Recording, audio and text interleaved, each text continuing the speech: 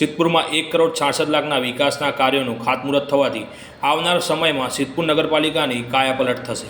Cabinet મંત્રી શ્રી બલવંતસિંહ રાજપૂત. પાટણ જિલ્લામાં વિવિધ વિકાસનું કાર્યો ઝડપથી આગળ વધી રહ્યા છે. તે દિશામાં આજરોજ કેબિનેટ મંત્રી શ્રી બલવંતસિંહ રાજપૂત અને પાટણ લોકસભા સાંસદ સભ્ય શ્રી ભરતસિંહ ડાભીની પ્રેરક ઉપસ્થિતિમાં સિદ્ધપુર નગરપાલિકા વિસ્તારમાં અંદાજિત રૂપિયા 166,00,000ના વિકાસ કામોનું ખાતમુહૂર્ત કરવામાં આવ્યું હતું, જેમાંથી આગામી સમયમાં સિદ્ધપુર નગરપાલિકા વિસ્તારમાં પાણી, ગટર, રસ્તા તેમજ અન્ય માળખાકીય સુવિધાઓનો વિકાસ થશે.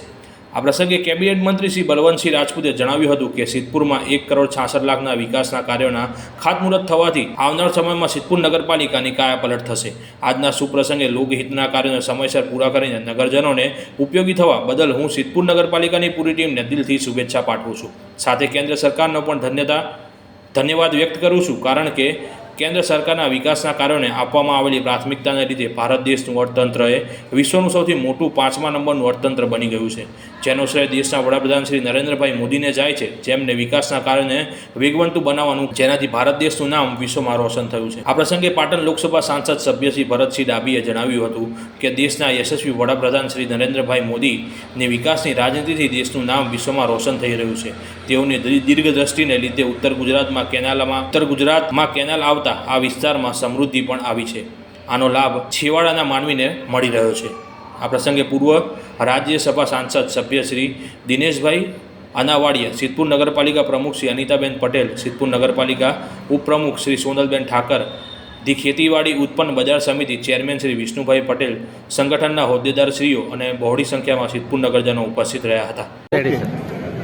આજનો દિવસ એ સિદ્ધપુર શહેર માટે આનંદનો દિવસ છે. એટલા માટે કે સિદ્ધપુર નગરપાલિકાના પ્રમુખશ્રી અને એમની ટીમ, અધિકારીઓ, પદાધિકારીઓ ભેગા થઈને સિદ્ધપુરમાં 21 કામ એકની સાથે આજે એનું ખાતમુહૂર્ત થયું છે. 1,66,00,000 રૂપિયાના કામ જ્યારે ખરેખર ખાતમુહૂર્ત થયું હોય ત્યારે અનેક લોકોને આની સુવિધાનો ફાયદો થવાનો છે. એની સાથે સાથે હમણાં જ આદરણીય અમારા ગુજરાતના મુખ્યમંત્રી ભૂપેન્દ્રભાઈ પટેલ સાહેબ પણ સિદ્ધપુરમાં આવીને અનેક પ્રકારના કરોડો રૂપિયાના કામ, એટલે 150 કરોડથી વધારે રૂપિયાના કામ હમણાં આપવામાં આવ્યા હતા. આદરણીય આજે સંસદ સભ્ય ભરતસિંહભાઈ ડાભી સાહેબ ઊભા છે.